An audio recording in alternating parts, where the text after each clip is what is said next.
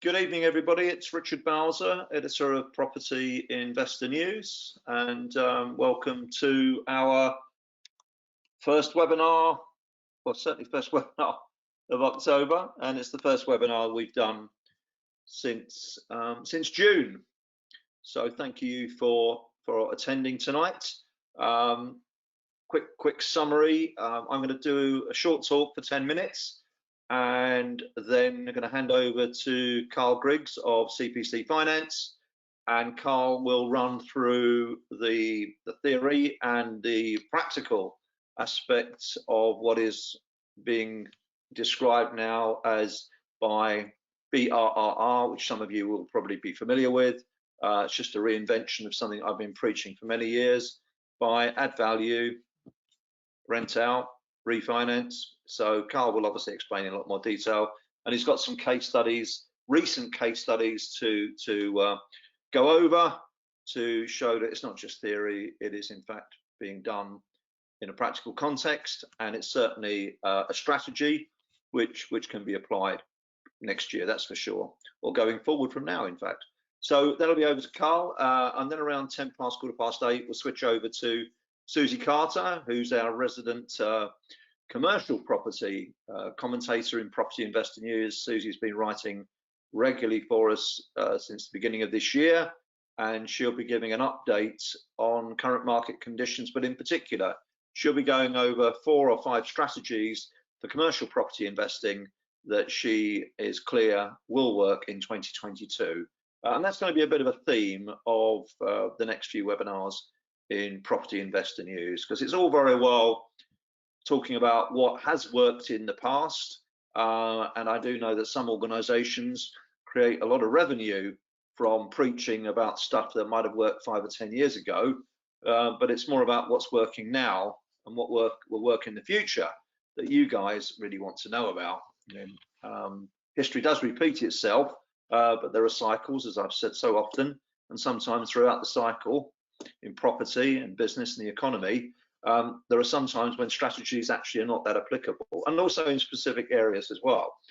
Stuff that will work in London currently wouldn't necessarily work up in the northwest or the northeast, and vice versa at different parts of the property cycle.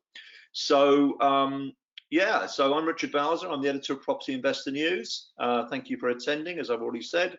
So I've mentioned about the topic that Karl Griggs is going to talk about shortly, and then later commercial property with Suzi.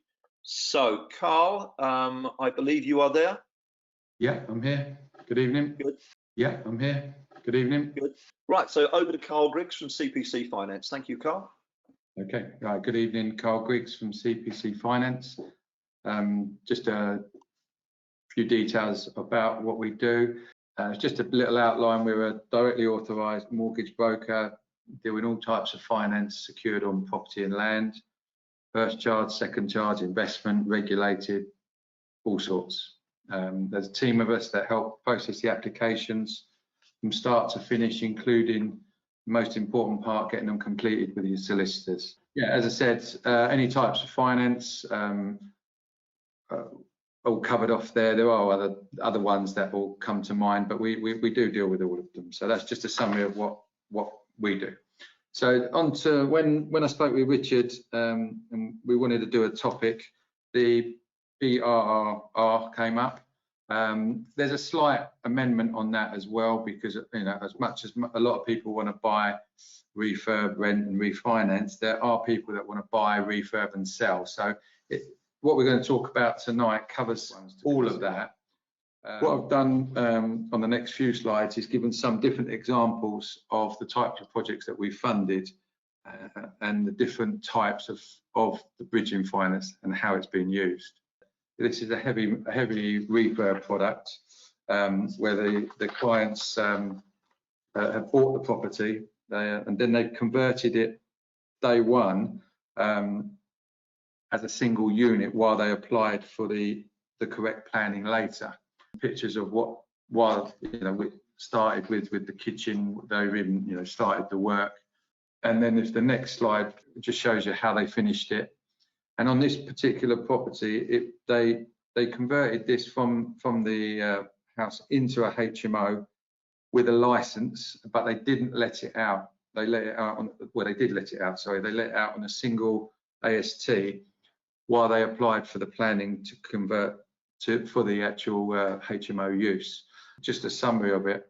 They bought the property for 95,000 and carried out the works to convert it.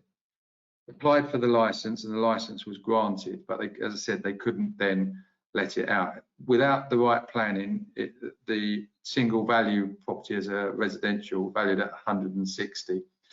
So we've done the remortgage from the short-term loan to the term, got them off the short-term onto a buy-to-let mortgage at 120,000 with the same lender. They were already aware, this lender, that the planning had been submitted, and we'd had a commercial valuation done at the same time, so that when the planning was granted, we had a new valuation already in place at 210,000, which, when it was fully let, it guaranteed, it generated the rent of 31,750, as opposed to the 750, well, £750 per room roughly, and then we released the further funds. So this one was done in 3 stages, but it was off the short term within a very quick time, approximately just over six months from start to finish. So that was quite an interesting one because it went into 3 stages. If we go okay, Karl, thanks for that. Right, well, if we've got no more questions for Karl, and even if we had, we're pretty much out of time for Karl's session. As always, Karl, thanks very much for your talk tonight. Hope attendees found the 2 case studies and your comments of use. Yeah,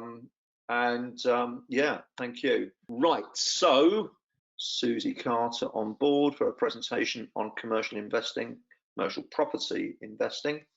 Hi, Richard. Suzi, yeah, good evening. So yeah, so what I'm going to do now, of course, is hand over to you. I'm here to talk to you about the top 5 strategies for commercial property in 2022. Now, scarily, we're almost at the end of 2021, and I can see some really clear, I'm really clear about kind of what's going to be happening going forwards in commercial property market. So hopefully you'll find this really useful. I've had a really good think about kind of where the trends are, and yeah, hopefully this will be useful for you. So a little bit about me. I'm a chartered surveyor. I've been a chartered surveyor for over 25 years. I started out my career in CBRE, real estate agents.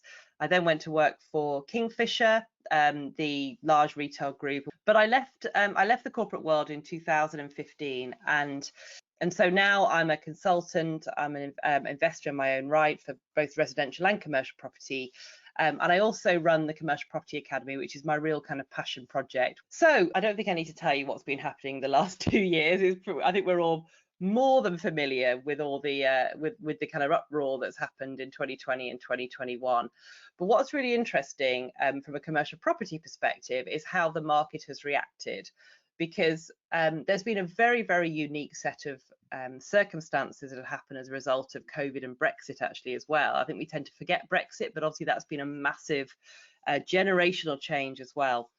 And what is a market unlike any that I have seen before, really. You know, I've been through several recessions now in my kind of span as a surveyor and as a commercial property expert, and every sector of commercial property is responding differently. So if you take the industrial market, you know, that is absolutely booming at the moment, especially logistics.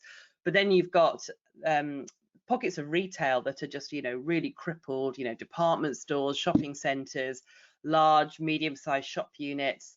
And then you've got kind of offices, you know, people working from home. You've got student residential again that was kind of affected by lockdown. So every sector is responding differently. So looking forward to 2022, there's a couple of things that are happening that are going to be quite interesting. And might result in some opportunities for us as investors. The first one is the tenant eviction ban. Now, in commercial property, that hasn't ended yet. It's slated to end at the end of March. So it came into force during COVID. It's still running for commercial tenants. The government has kept delaying it, and at the moment it's due to end on the 25th of March 2022, but who knows whether that will carry on. It's given an excuse for lots of operators, especially retailers, not to pay their rent, lots of tenants not to pay their rent. And any rent arrears which arose during kind of lockdowns are meant to be ring fenced, and landlords will be expected to share the financial burden. And what this means is that they'll have to come to some kind of fair settlement with their tenants. Otherwise, there's actually, if we could just flick on a couple of points, that there's actually a new arbitration process. The government's actually demanding that landlord and tenants should cooperate. And if landlords are being seen to kind of grabbing the cash, that they're going to be definitely get a rap over the knuckles. So this is definitely going to lead to some distressed vendors. You know, this is I don't think a lot of people realize the implications of this, but there's definitely going to be some distressed vendors as a result of this, who perhaps may not have been paid since March 2020. You know, that I know that's happened to a lot of landlords in certain sectors, especially in retail. So it's going to be very interesting to see how this plays out, but just keep an eye on this one, because there's potentially going to be some tenants going into administration as a result of this, because they're going to have to start paying up. At the moment they're kind of limping on because they've not had to pay their rent arrears, and second, that, you know, if landlords genuinely don't get the bulk of their money, there might be some distressed sales going forward. So my 5 strategies for investing in commercial property in 2022. So I'm going to just go through them very quickly now, and then I'll kind of pause on each one throughout this rest of this presentation. So the first one is very definitely niching, and I'll explain why in a minute. Number 2 is permitted development, commercial to residential. I'm going to take you through kind of what that is. I'm sure many of you know, but I'll just kind of take you through the new permitted development rights, bearing in mind that this is in England only, but we'll talk about kind of the implications for the rest of the UK. And then number 3 is asset management, so commercial to commercial. How do you add value to a commercial property? Now, number 3, I could any year, not just 2022, I would always have this on my list, because you don't have to convert commercial property to residential to add value to it. So it's really important that this will always be on a list of how to, a strategy list for any financial year for commercial property, because it's a great way to add value and get your money out of commercial property. Number 4, sale and leaseback, and I promised I would go through that earlier, so I will talk to you about that at the end, and also using investors, and I'll explain why that is particularly important at the moment, especially for commercial property. So without further ado, let's move on. So niching. So as I said to you earlier, every sector has responded differently to the unique years which were 2020 and 2021. And as a result, you definitely can't generalize as a market. So I get a lot of clients and people saying to me, what's the yield for this, and where am I going to get the most capital growth in my property investing? And I genuinely tell them they have to niche their strategies. So we can't generalize this market. Not all retail shops are closing, and not all industrial is booming, and it's all down to kind of almost micro sectors, and also looking at like micro locations as well.